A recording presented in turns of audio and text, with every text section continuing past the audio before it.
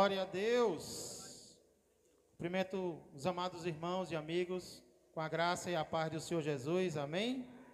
Que Deus receba todos os cânticos que foram entoados aqui essa noite e que Ele seja exaltado através de todos eles. Obrigado, irmão. Quero nesse momento convidar as amadas crianças aqui presentes a já saírem para suas classes. Que Deus abençoe a cada uma delas, também aos professores que estarão ministrando a transformadora palavra de Deus ao coração dos pequeninos. Louvado seja Deus pela vida de cada um de vocês.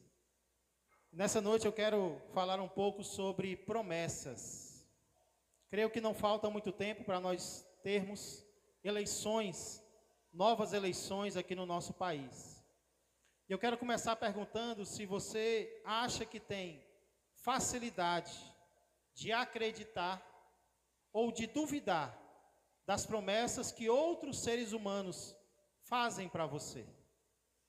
Você tem facilidade de acreditar quando outro ser humano te promete algo, ou você tem dificuldade de crer, de receber aquilo? Você recebe, mas recebe com desconfiança, duvidando que realmente essa pessoa poderá cumprir aquilo que prometeu. E em relação a Deus, como é que você recebe as promessas de Deus? Você recebe com facilidade ou você recebe com dificuldade? Você acha que você tem facilidade para acreditar ou mais para duvidar das promessas que Deus faz em relação a você? Em um dia de muito calor como esses que nós temos experimentado no mundo nos dias de hoje, Deus decide visitar um casal que servia a Ele. O nome dele era Abraão e o nome dela era Sara. Então, se dirigindo diretamente a Abraão, ao homem, Deus faz a seguinte promessa: Abraão, com certeza, daqui a 1 ano eu voltarei a ti, e Sara, tua mulher, terá dado à luz, terá um filho. E parece que para algumas pessoas essa não é uma promessa assim tão grandiosa. Afinal de contas, ter filhos não parece algo muito difícil para algumas pessoas. O problema é que, em primeiro lugar, Abraão e Sara eram um casal que já tinham até cabelos brancos de tanta idade. E além disso, além de já serem idosos, Sara era estéril. Ela não podia gerar filhos, ela não podia dar à luz. Por isso, ao ouvir tal promessa, Sara ri com ela mesma. Sara ri consigo mesma, duvidando de que a promessa de Deus pudesse de fato acontecer na sua vida. Porém, o Senhor, que conhece até os nossos pensamentos mais íntimos, aquele que nem o outro ser humano conhece, Ele perguntou: por que Sara riu? Por que Sara zombou da minha palavra? Acaso para Deus a coisa demasiadamente difícil? E aí eu pergunto, como é que você responde essa pergunta? Será que para você existe algo difícil demais para Deus? Será que existe uma promessa que é difícil demais de Deus cumprir na tua vida? Será que existe alguma promessa que é impossível de acontecer, mesmo que Deus tenha prometido? Mas será que você acha que não há como acontecer uma promessa que o próprio Deus fez na tua vida ou em relação à tua vida? Na mensagem que eu quero trazer nesta noite, nós iremos conhecer uma outra mulher da Bíblia Sagrada, a quem Deus também fez uma promessa extraordinária. E nós queremos ver como essa mulher reagiu a essa promessa que Deus fez para ela e como nós também podemos reagir em relação às promessas que Deus tem feito na minha vida e na tua vida. Essa outra mulher que nós conheceremos hoje se chama Maria. E a passagem que conta o que aconteceu com ela, as promessas que Deus fez para ela e as reações que ela teve, se encontram no Evangelho de Lucas, capítulo de número 1, versos 29 a 38. Convido você a abrir a palavra de Deus neste texto, nesta passagem. Evangelho de Lucas, capítulo de número 1. Lucas é o terceiro livro do Novo Testamento. O primeiro deles é... Quem sabe qual é o primeiro livro do Novo Testamento? Mateus, depois vem Marcos e em terceiro lugar, Lucas. Evangelho de Lucas, capítulo de número 1. Nós iremos meditar nos versos 29 em diante. Sabendo que nos versos antes deste, um anjo chamado Gabriel é enviado a uma desprezada cidade da Galileia, chamada Nazaré. E ele é enviado a falar a uma mulher virgem, a uma jovem virgem, chamada Maria. E ao se encontrar com Maria, o anjo Gabriel ordena que ela se alegre, porque o Senhor é com ela. E a partir daqui nós queremos ver, irmãos e amigos, quais são as reações que Maria tem diante da palavra do anjo Gabriel. Reações essas que são, primeiramente, a perturbação que ela sente, depois a pergunta que ela faz, e em terceiro lugar, o posicionamento que Maria toma. Maria se posiciona diante da palavra de Deus. Vamos ver então essas três reações que Maria tem, começando pela perturbação que ela sente. Vou começar lendo os versos 29 e 30. Acompanha comigo.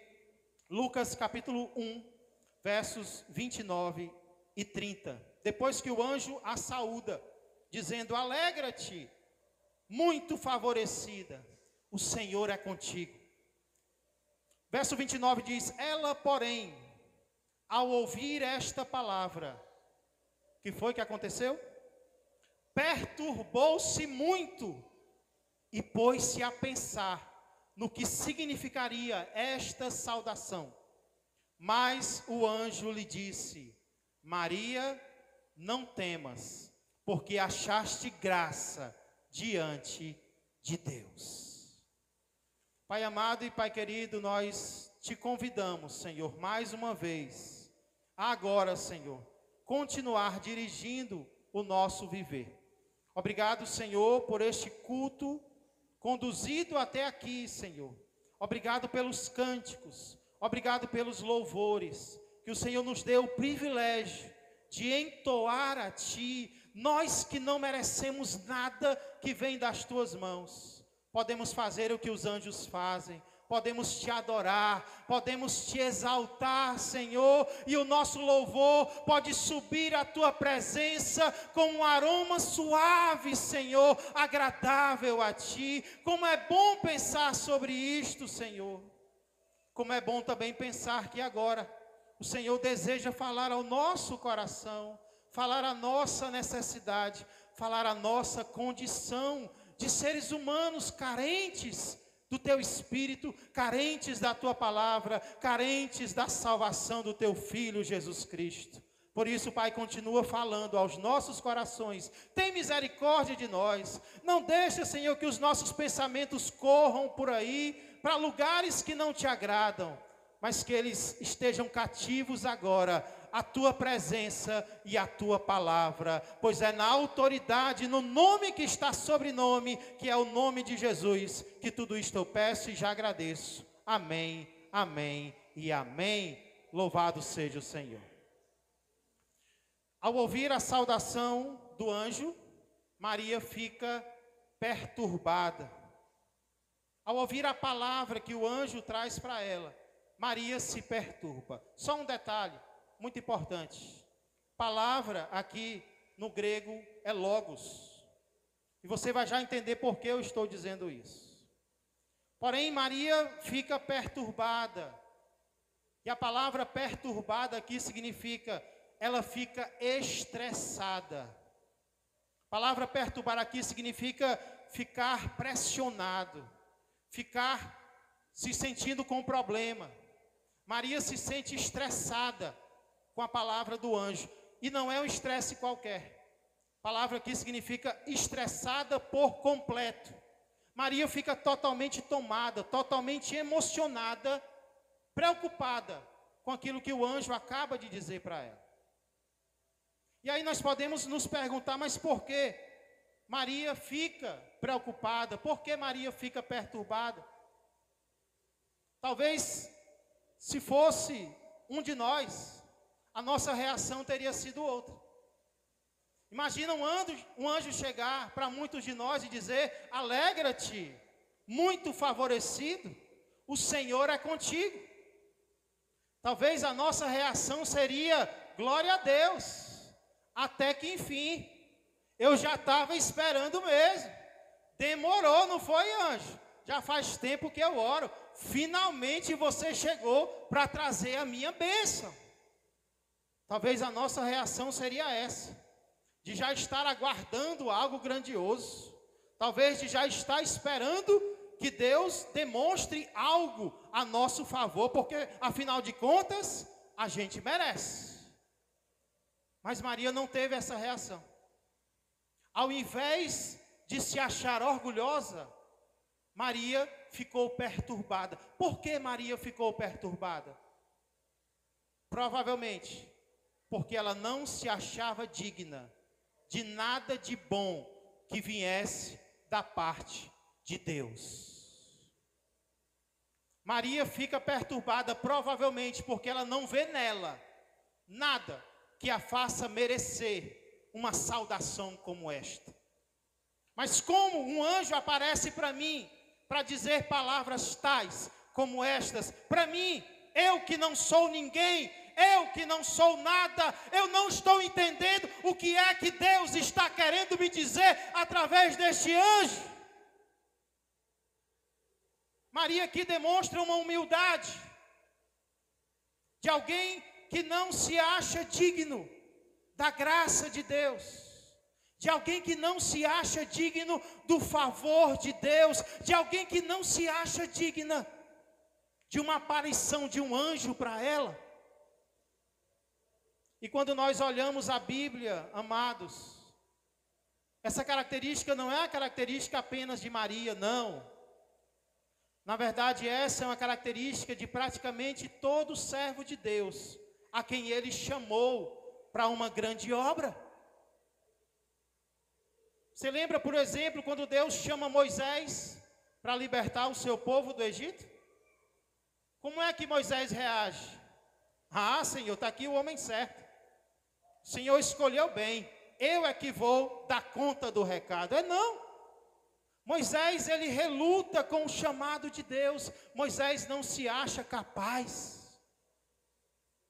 Você lembra quando Deus aparece para Gideão e diz: Gideão, vai nessa tua força, porque através de você eu vou livrar o povo de Israel. E Gideão diz: através de mim, eu sou o menor da minha casa, a minha família é a menor de Israel.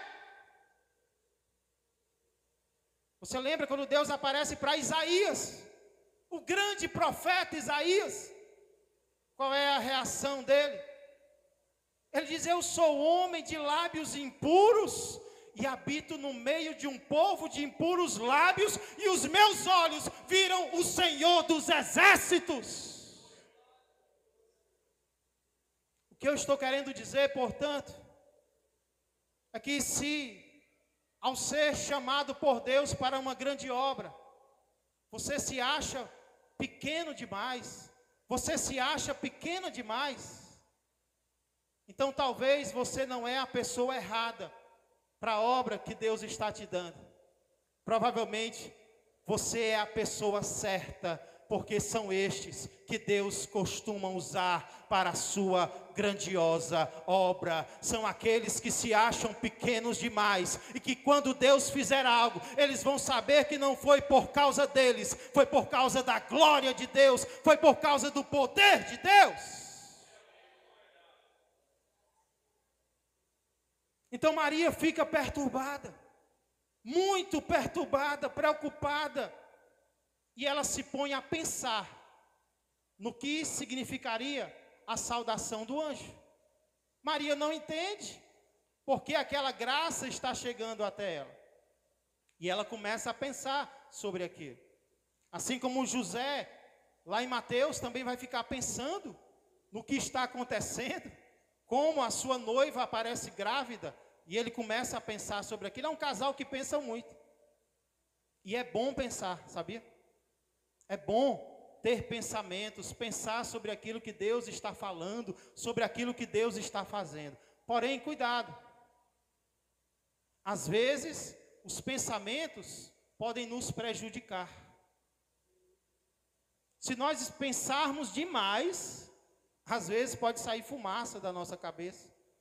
Os pensamentos podem acabar trazendo sentimentos que Deus não quer que nós tenhamos, sabia? Às vezes a gente pode pensar tanto, mas pensar tanto, que a gente acaba ficando com medo. Deve ser por isso que o anjo pronunciou as famosas palavras para Maria.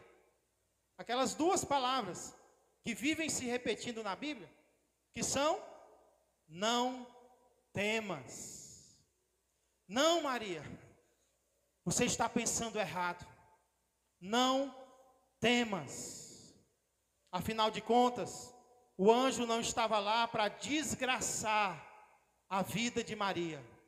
Ele estava lá para dizer que ela achou graça diante do Senhor. Achar a graça aqui significa achar favor da parte de Deus. Deus está dando a você a sua graça. Deus está dando a você o seu favor. Então o que eu vejo aqui é que muitas vezes os nossos pensamentos, eles não vão ser corretos acerca do nosso futuro. Muitas vezes nós temos pensamentos acerca do que vai acontecer e nós achamos que é exatamente aquilo. Mas precisamos ter cuidado, porque muitas vezes os nossos pensamentos não refletem a vontade de Deus para nós. Isso vale para os dois lados. Escute isso. Às vezes nós podemos ter pensamentos de bem, quando na verdade o que nos aguarda é o mal. É, pastor? É. Você lembra, por exemplo, daquela parábola que Jesus contou sobre um homem rico que ficou preocupado com os seus frutos, os frutos do seu trabalho, que seriam maiores do que ele poderia até imaginar. O que é que ele faz? Ele decide: eu vou derrubar os meus celeiros, eu vou construir celeiros maiores, e eu vou guardar neles tudo o que eu conquistar, e aí eu vou descansar o resto da minha vida, e eu vou dizer para a minha alma: come, bebe, se diverte e descansa durante muitos anos. Na parábola Jesus diz: louco, porque esta noite te pedirão a tua alma. E o que tens preparado, para quem será? Às vezes nós temos pensamentos de um futuro de prosperidade, mas Deus está mandando que nós nos preparemos para algo. Porém, às vezes pode ser o contrário. Nós estamos preocupados, nós estamos pensando em desgraça, em cima de desgraça, enquanto que o nosso Deus está preparando graça sobre graça para mim e para você. Foi como ele disse através do profeta Jeremias: eu não sei o que vocês estão pensando, mas eu que sei que pensamentos eu tenho a vosso respeito. Pensamentos de paz e não de mal, para vos dar o fim que desejais. Sabe o que é bom então? o bom é perguntarmos: Deus, quais são os teus pensamentos para mim? Eu quero ter os teus pensamentos, Senhor, a meu respeito. Então não me deixa pensar de mim mesmo. Não me deixa ouvir as vozes das pessoas a meu respeito. Eu quero ter os pensamentos do Senhor para a minha vida. Pensamentos de bem, pensamentos de paz.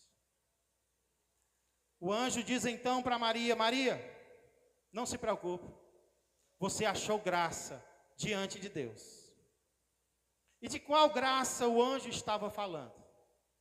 Será que era uma graça pequena, era uma gracinha? Ou será que era uma graça tremenda? Era uma graça da qual Maria nem poderia imaginar. Olha os versos 31 a 33. Verso 31. Eis que conceberás e darás à luz um filho, a quem chamarás pelo nome de Jesus. Este será grande e será chamado Filho do Altíssimo. Deus, o Senhor, lhe dará o trono de Davi, seu pai. Ele reinará para sempre sobre a casa de Jacó, e o seu reinado não terá fim. Uma das frases que mais se pronuncia nos dias de hoje, especialmente pelas mulheres, é a seguinte: meu corpo, minhas regras. Especialmente, essa frase ela tem se tornado muito falada, especialmente em relação ao aborto. Mulheres têm acreditado que o feto faz parte do corpo delas. Por isso, meu corpo, minhas regras. Porém, o feto não é parte do corpo da mulher. Tanto é que quando a criança nasce, a mulher continua intacta, sem nenhum órgão a menos, porque não era o corpo dela, é outro corpo. Por isso, não sendo o corpo dela, não são as regras dela. Porém, o que eu estou querendo dizer é que Maria não teve esse direito de dizer meu corpo, minhas regras. Porque você percebeu como o anjo, ele foi invasivo aqui? Você percebeu como Gabriel foi intrometido na vida de Maria?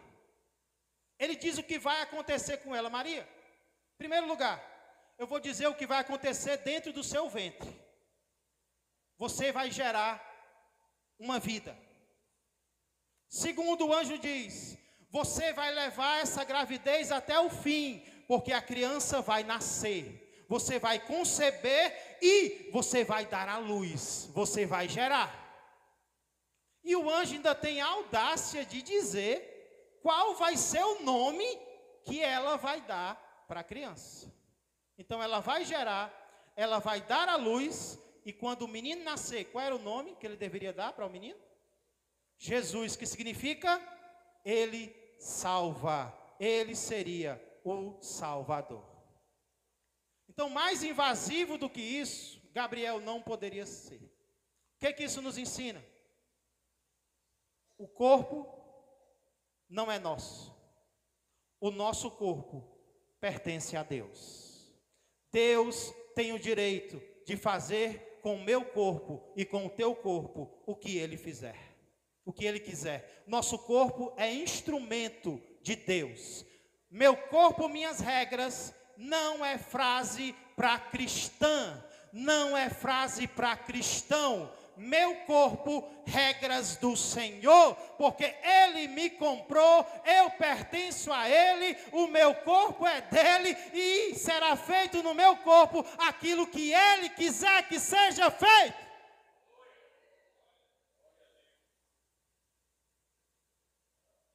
Então o anjo diz, ele vai se chamar Jesus. Esse é um dos nomes dele, porém não é o único. Porque ele também diz que ele será grande, mesma palavra que esse mesmo Gabriel falou em relação a João Batista, filho de Zacarias, no verso 15. Mas não apenas isto, ele diz, ele será chamado Filho do Altíssimo. Ele será Jesus, humano, um nome humano, mas ele também será filho do Altíssimo. E não apenas isso, ele receberá de Deus, o Senhor, o trono de Davi, seu pai. Jesus era filho de Davi, pastor? Pai aqui no sentido não literal, mas no sentido de linhagem. Porque os versos anteriores dizem que José, o pai adotivo de Jesus, era da casa de Davi. Então Jesus, filho adotivo de José, também herdaria a linhagem de Davi, a linhagem real. Jesus seria um rei, presbítero Paulo. E eu pergunto, que tipo de rei seria Jesus? Jesus seria um rei superior a Davi e a todos os outros que vieram depois dele. Sabe quanto tempo Davi reinou em Israel? 40 anos. Sabe quanto tempo o filho de Davi, Salomão, reinou? 40 anos. E assim todos os descendentes de Davi tiveram um reinado que começou e que terminou. Mas Gabriel diz: o reino deste não terá fim. Ele reinará para todo o sempre. Quando ele sentar no trono, de lá ele nunca mais sairá. Ele é a autoridade suprema de todo o universo. O governo dele não tem fim, como nós cantamos hoje. Ele reinará para todo sempre. Esse é o Rei dos Reis, a quem eu e você servimos, Jesus Cristo, o nosso Senhor e Salvador. O reino dele não terá fim. Agora imagina, você, jovem, virgem, ouvindo tudo isso de um anjo. Promessas maravilhosas, sim ou não? Até além da conta para Maria. Por isso, o texto mostra a segunda reação que ela teve. Primeiro, ela fica perturbada, sem entender. O anjo explica, e aí vem a segunda reação dela. A pergunta que Maria faz. Acompanha comigo o verso 34. Então disse Maria ao anjo: como será isto? Pois não tenho relação com homem algum. Como será isto, se eu não tenho intimidade com homem nenhum? Amados, quando esse mesmo anjo, chamado Gabriel, alguns versos anteriores, ele faz uma promessa parecida com essa a Zacarias, no templo, que era um sacerdote. Zacarias também reage com uma pergunta. Só que a pergunta de Zacarias, nos versos anteriores, é diferente. Quando o anjo diz: Zacarias, eu venho da parte de Deus para dizer que a tua oração foi ouvida. Isabel, tua mulher, ela vai gerar um filho. E ele vai ser grande diante do Senhor. E Zacarias escuta aquilo. E quando o anjo termina, ele pergunta: mas como é que eu vou saber disso? Ou seja, como eu vou ter certeza, anjo, de que você, Gabriel, está falando realmente a verdade? Como é que eu vou saber? Como é que eu vou ter certeza do negócio desse? Ou seja, a pergunta de Zacarias é uma pergunta de incredulidade. Sabe o que é pior? É que ele estava orando por aqui. Zacarias não acredita na resposta que Deus dá para a sua oração. Como muitas vezes nós fazemos, não é? Nós oramos, mas oramos sem acreditar na resposta. A gente ora, aí quando a resposta aparece, a gente diz: eu não acredito. Estava orando sem acreditar. Por isso Zacarias é disciplinado pelo anjo. Ei, eu venho da parte de Deus para te trazer a notícia e você não acredita? Pois a partir de agora você vai ficar mudo, vai ficar sem falar. Se não sabe usar as palavras para adorar a Deus, é melhor ficar calado. e Zacarias fica mudo, até que João Batista nasça. Porém, Maria, ela também tem uma reação de perguntar. Quando ela ouve tudo isso da parte de Deus, ela também pergunta. Só que a pergunta de Maria é diferente. Ela não pergunta, como eu saberei isto?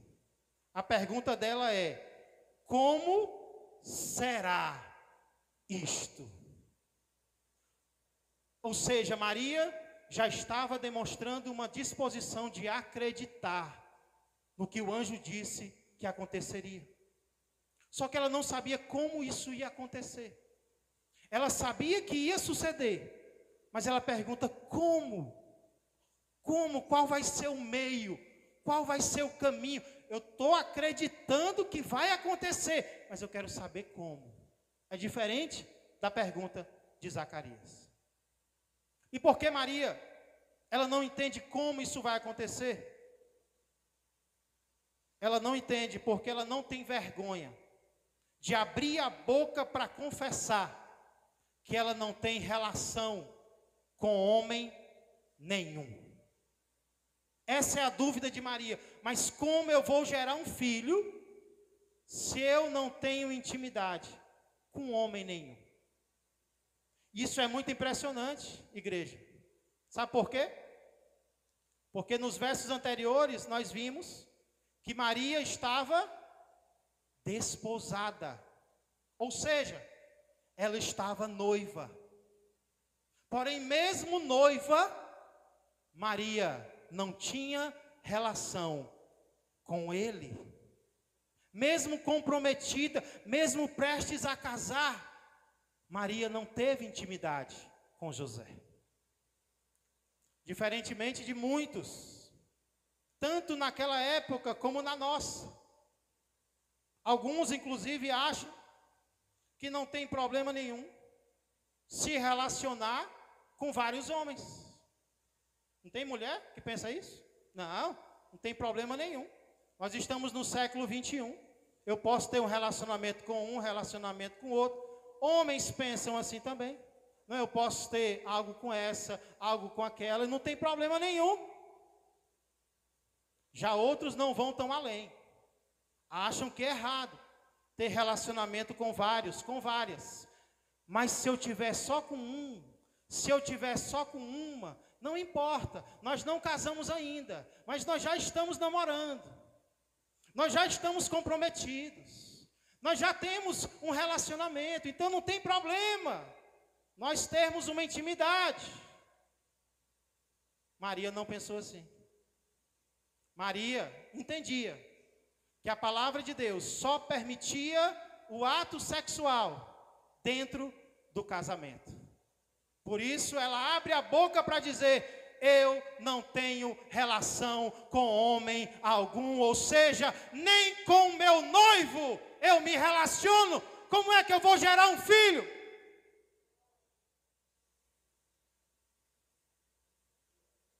E aí eu pergunto, será que esse não foi justamente um dos motivos porque Deus escolheu Maria para ser a mãe do seu filho? Não foi o fato de ela ser uma jovem que se guardava, uma jovem que se purificava? Porque, irmãos, na Bíblia nós vemos que Deus perdoa o pecado, louvado seja Ele. Mas Deus não recompensa o pecado. Deus perdoa o pecado, mas Ele recompensa a obediência, Ele recompensa a pureza. Quanto mais a gente se guardar, mais intimidade com Deus a gente vai ter, mais da presença de Deus a gente vai desfrutar. Então eu fico me perguntando, não que Maria mereceu, porque nenhum ser humano merecia uma glória dessa, mas será que esse não foi um dos motivos? Porque Maria recebeu um privilégio tão grande, porque ela estava se guardando, ela estava se purificando na presença do Senhor.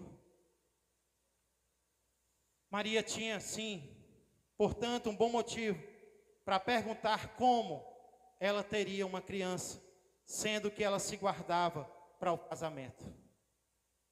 E essa é uma boa pergunta, merecendo uma impressionante resposta do anjo Gabriel no verso de número 35.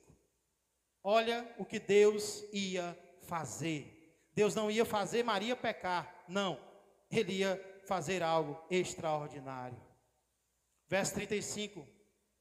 Respondeu-lhe o anjo: descerá sobre ti o Espírito Santo, e o poder do Altíssimo te envolverá com a sua sombra. Por isso também o ente santo que há de nascer será chamado Filho de Deus. Vocês querem ouvir uma boa notícia? O Espírito Santo é o maior presente que Deus pode nos dar nesta terra. Mas a boa notícia é que nós não precisamos pedir para o Espírito Santo habitar dentro de nós. Basta aceitar a Jesus como nosso Senhor e Salvador. No momento em que nós nos convertemos, no momento em que nós nos arrependemos dos nossos pecados, Jesus diz que o Espírito Santo vem habitar em nós e ele vem habitar para sempre.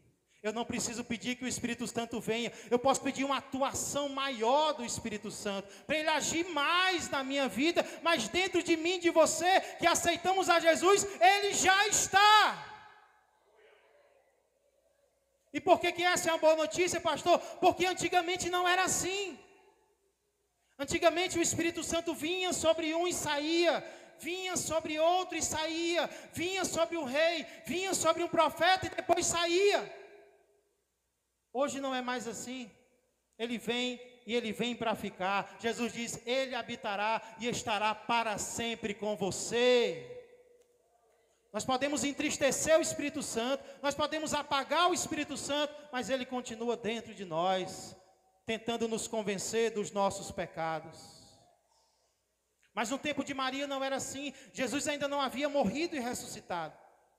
Por isso o anjo diz: o Espírito Santo vai descer sobre você e ele vai envelopar você.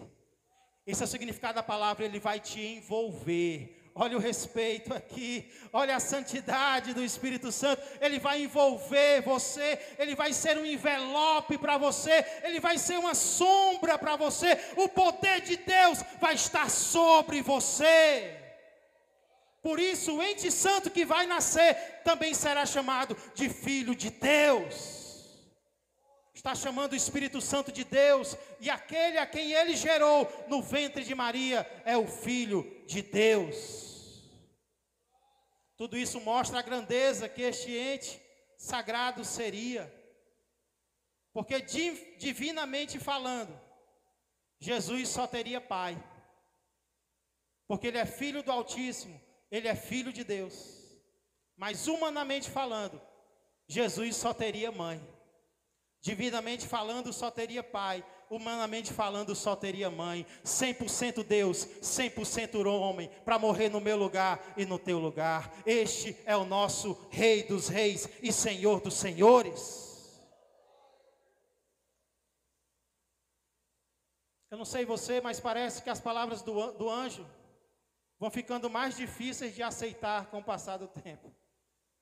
Parece que quanto mais ele explica, mais difícil de aceitar fica. Por isso, ele dá uma demonstração de que Deus é poderoso para cumprir o que ele está prometendo. Olha o verso 36. Maria, só para você entender que o que está sendo dito aqui é sério, eu vou te dar um exemplo do poder de Deus. Verso 36. Isabel, tua parenta, igualmente concebeu um filho na sua velhice, sendo este já o 6º mês para aquela que diziam ser estéril. O anjo usa uma parenta de Isabel para dizer: olha, Deus está agindo na vida dela, da mesma forma ele vai agir na tua. Deus operou um milagre na vida do teu parente, e agora ele vai operar um milagre na tua vida também. Irmãos, provavelmente Isabel, ela não era mais conhecida assim. Ou pelo menos ela não era conhecida apenas como Isabel. O texto diz que ela era chamada de estéril. Aquela a quem eles chamam de estéril. Eu imagino, mulher de sacerdote. Ela passava na rua e as pessoas diziam: olha, a estéril. Você ouviu falar de Isabel, a estéril? Ou então apenas a estéril, aquela que não pode dar à luz, aquela a quem Deus amaldiçoou. É impressionante como o ser humano ama colocar rótulo nos outros. A estéril, é o drogado, é o adúltero, é o efeminado, é esse, é aquele, é isso, é aquilo. Mas aqui nós vemos que Deus é expert em mudar rótulos. Deus é expert em mudar nomes. Porque aquela que era estéril, agora será aquela que deu à luz a João Batista. Eu não sei como você tem sido conhecido por aí, como você tem sido conhecida. Eu não sei qual foi o rótulo que o ser humano colocou em você. O que eu sei é que Deus ama mudar nomes. Deus ama mudar a reputação. Deus pode fazer isso comigo. Deus pode fazer isso com você. Ah, pastor, mas dizem que eu sou isso, dizem que eu sou aquilo. Isso é o que o homem diz. Mas o poder de Deus vem para me transformar e para te transformar. Aquela quem ele chamava estéril já está com 6 meses de gravidez. Louvado seja o nosso Deus. E sabe qual é o motivo para isso? É simples. O anjo conclui no verso 37. Sabe por quê, Maria? Sabe por que Isabel engravidou? Porque para Deus não haverá impossíveis em todas as suas promessas. Não há promessa que Deus faça que Ele mesmo não possa cumprir. Se Ele prometeu, Ele é capaz de levar até o fim. Entenda que não são as minhas promessas nem as tuas. Não são as promessas do homem. O homem falha, o homem se arrepende, o homem muda, o homem modifica. Deus não. Se Ele prometeu, Ele haverá de cumprir.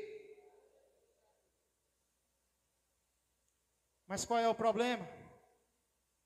O problema é que muitas vezes nós duvidamos disso.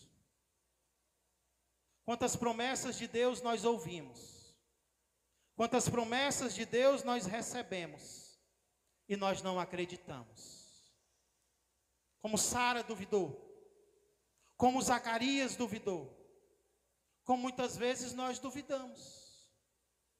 Por exemplo, Deus vai curar. Será? Deus vai salvar. Deus vai transformar. Deus vai te usar.